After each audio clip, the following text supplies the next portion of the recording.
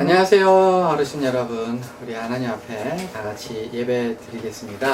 다 같이 기도하시죠. 살아계신 아버지 하나님, 우리들의 심령을 붙들어 주옵소서. 우리들의 심령에 주께서 새 힘을 부어주시고 새롭게 하여 주시고 온전케 하여 주옵소서. 위로가 필요한 저희들에게 주의 말씀으로 위로하여 주시고 새롭고 강한 힘으로 채워 주시옵소서. 이 시간 하나님의 얼굴을 배웁습니다. 예수 그리스도의 이름 받들어 기도하옵나이다. 아멘. 자, 우리 찬양할게요.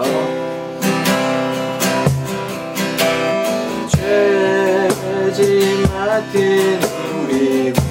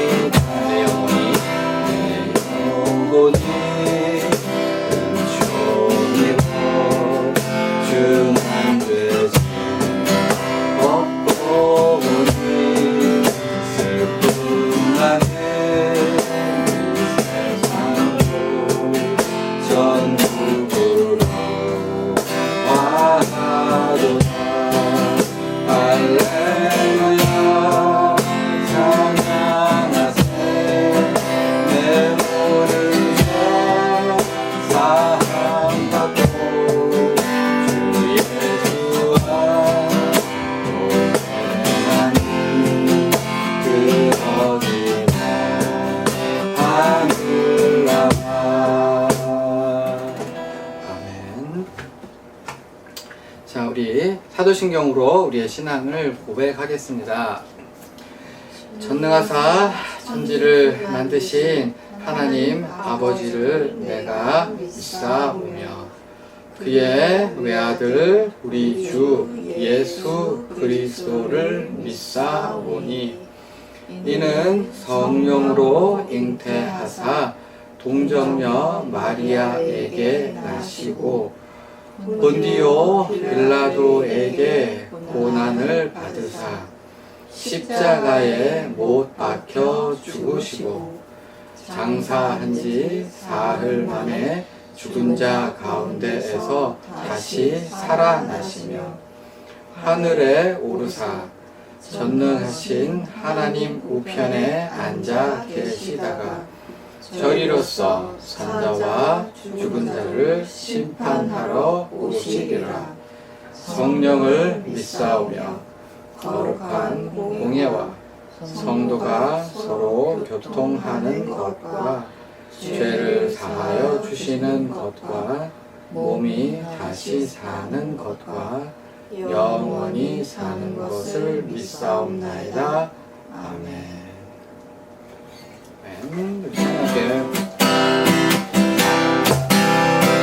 구주의 십자가 보혈로 죄 씻어 받기를 원하네. 내 죄를 씻으신 주의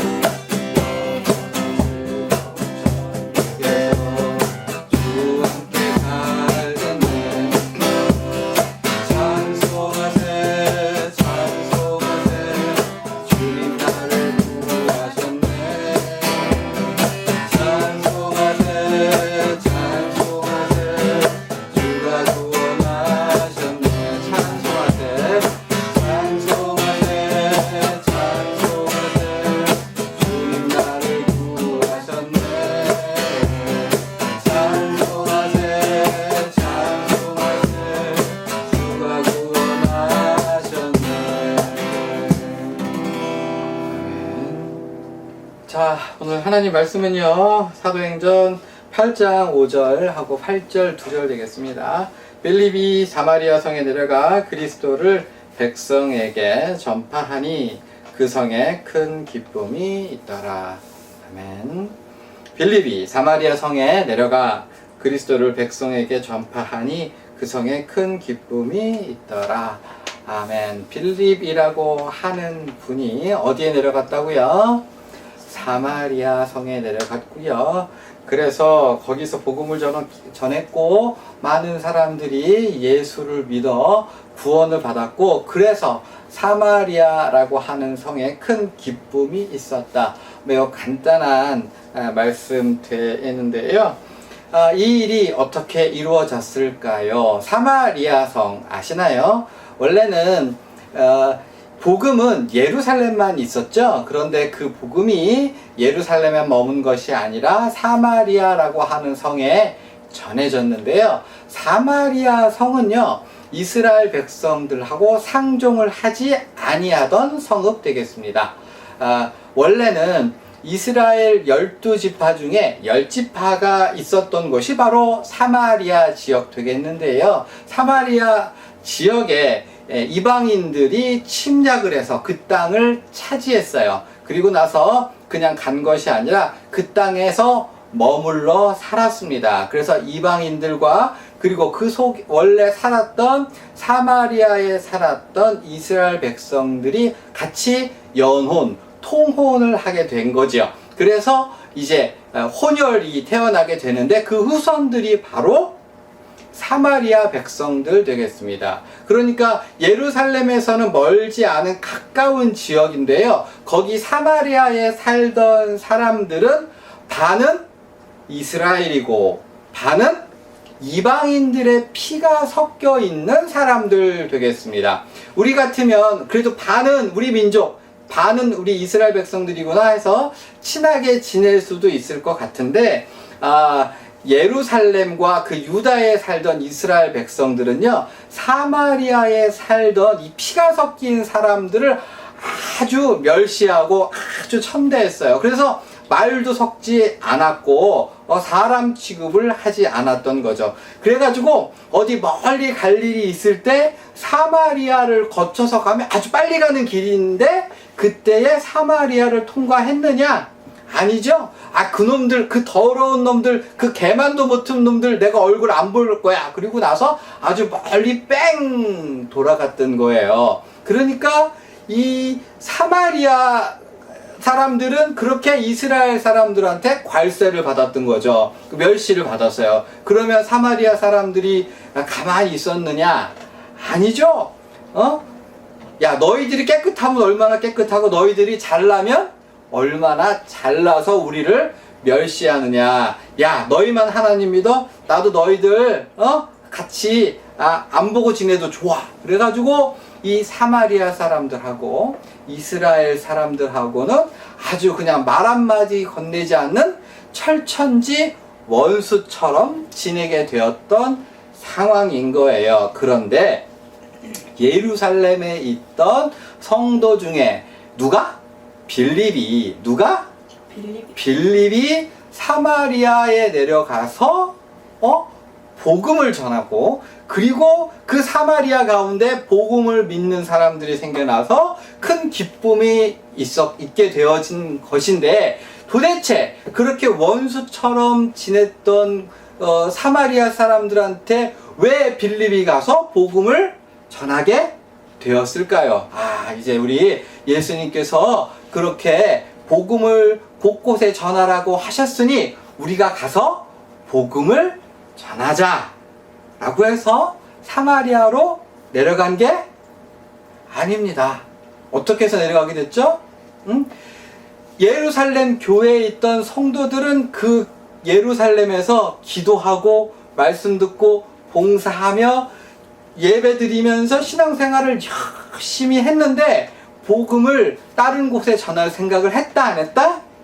도무지 하지 않았어요. 그런데 어떠한 일이 일어났습니까? 스데반 집사가 순교를 당한 이후에 큰 핍박 핍박이 일어나게 된 거죠. 예수 믿는다 그러면 붙잡아가고 예수 믿는다 그러면 돌로 쳐서 죽이는 일이 생겨나게 되었던 거죠. 그러니까 예루살렘에서는 도저히 정상적으로 평범하게 신앙생활을 할 수 없으니까 많은 교인들이 뿔뿔이 전국으로 막 흩어지게 되는데, 그 중에서 빌립이라고 하는 분이 어디로? 사마리아로 가서 복음을 전하게 되었던 거죠. 그러니까 다른 말로 하면 예루살렘에 큰 핍박이 있었고 그 핍박으로 인해서 하나님의 복음의 말씀이 사마리아에 전달되게 되었다는 거죠. 예루살렘 교회에 있던 성도들의 입장에서는 너무 억울하고 너무 속상한 일이겠죠. 뭐가? 핍박을 받는 게, 뭐 잘못하는 게 없음에도 불구하고 죽어나가고 옥에 갇히고 갖은 고문을 당하고 모욕을 당하는 일이, 이게 참 있을 수 없는 일이다 라고 생각할 수 있었지만, 그럼에도 불구하고 하나님께서는 그 핍박 당하는 그 일을 통해서 무엇을 하셨어요? 복음이 전해지지 않는 곳에, 즉 원수 되었던 곳에 복음을 전할 수 있는 계기가 되도록 하셨다. 그러니까 하나님께서는 언제든지 우리가 참 괴로움을 당하고 고통을 당하고 이해할 수 없는 일을 당하게 하실 때도 있는데, 그 일이 그냥 아무런 의미 없이 이루어지는 것이 아니라 하나님의 크신 계획과 섭리 속에서 결국은 가장 선하고 가장 좋은 길로 인도되어 지고 있다는 사실을 오늘 본문을 우리에게 전해주고 있는 거죠. 빌립이 사마리아 성에 내려가 그리스도를 백성에게 전파하니 그 성에 큰 기쁨이 있더라. 핍박이 있지 않았으면 결코 사마리아에 가지 않았고 결코 다른 곳에 전해지지 않았을 복음이 이 고난과 핍박과 어려움과 역경으로 인해서 세계 여러 곳으로 복음이 전해지게 되었다. 하나님이 하시는 일은 우리가 능히 다 헤아릴 수 없음에도 불구하고 하나님께서는 언제든지 이러한 방식으로 우리를 통해서 역사하신다는 사실. 그래서 전도서 7장 14절에는요 하나님께서 우리에게 두 가지 일을 주신다고 해요. 첫 번째, 형통함을 주신대요. 그런데 형통함만 주실까요? 아니요. 두 번째, 뭘 주신다고요? 곤고함을 주신대요. 하나님께서는요 형통함만 주실 뿐만 아니라 뭐도 주신다고요? 곤고함도 주신대요. 때로는 교통사고가 나게 하거나, 때로는 자식이 속을 썩이거나, 때로는 병에 걸리거나, 때로는 속상하게 하는 일들이 얼마든지 이루어지게 하신다. 좋은 일, 형통한 일만 하나님께서 주시는 것이 아니라 하나님의 섭리 속에서는 얼마든지 우리에게 고통과 괴로움과 어려운 일도 생겨날 수 있다. 그런데 우리에게 원치 않은 일이 일어나는 게 하나님께서 졸거나 주무시거나 아니면 우리를 저주하시려거나, 때로는 하나님께서 능력이 없으시거나 아니면 우연하게 일어나는 일이 아니라, 하늘에 나는 새가 땅에 떨어지는 것도 우연이 아니고, 우리가 시장에 가서 쇠고기 한 근을 끊을 때, 콩나물 1,000원어치를 살 때 딸려오는 물건들까지도 하나님의 크신 뭐 가운데 있다? 섭리 가운데 있다. 계획 가운데 있다. 그래서 예수 안에서 결코 우연은 없다. 하나님 앞에서 결코 내어 버릴 것은 없다. 사랑하는 여러분, 인생 가운데 마음에 안 드시거나 이런 건 참 짜증난다, 이런 건 참 속상한다, 저 사람만 없었으면, 내가 너만 안 만났으면 하는 일이 있으실지 모르겠는데, 하나님은요 우리에게 인생을 허락하실 때 줄로 재어주세요. 뭘로 재어주신다고요?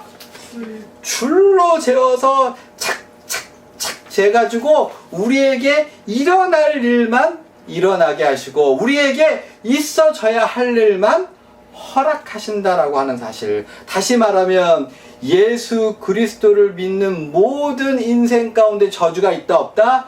저주는 없고 형벌도 없고, 다만 어려움과 고난이 있지만 그것은 하나님의 크신 계획과 뜻 안에서 이루어지는 것이기 때문에 하나님, 내가 정말 속상하지만 이 일도 하나님의 섭리 가운데 일어난 거지요. 하나님, 제가 믿음으로 이기겠습니다. 하나님, 제가 기도로 이기겠습니다. 하나님, 이 어려움 너무 아프지만 하나님이 내가 나를 사랑하시는 걸 내가 믿고 버티어 이기겠습니다. 아멘. 사도 바울도요, 사단의 가시가 있었다 그래요. 참지 못할 만큼 큰 고통이 있어서 하나님께 3번 기도했는데 하나님의 응답이 뭐였어요? 내 은혜가 너에게 족하다. 진짜 괴로워요, 하나님. 그렇지만 하나님은 그 괴로움을 하나님의 크신 계획 속에서 선을 이루는데, 복음이 전해지는데, 열매를 맺게 하는데 사용하셨다고 하는 사실. 우리 인생 가운데 버릴 것이 있다 없다? 없다. 물론 우리의 마음속에 이것만 없었으면 좋겠습니다 하는 게 물론 있지만, 그러나 하나님은 크신 계획과 섭리 가운데 우리의 머리카락 하나하나를 헤아리면서 돌보고 계시니까 믿음으로 이기고 버티고 감사하고 기도하고 찬양하면서 승리의 하루하루를 살아가야 할 줄로 믿습니다.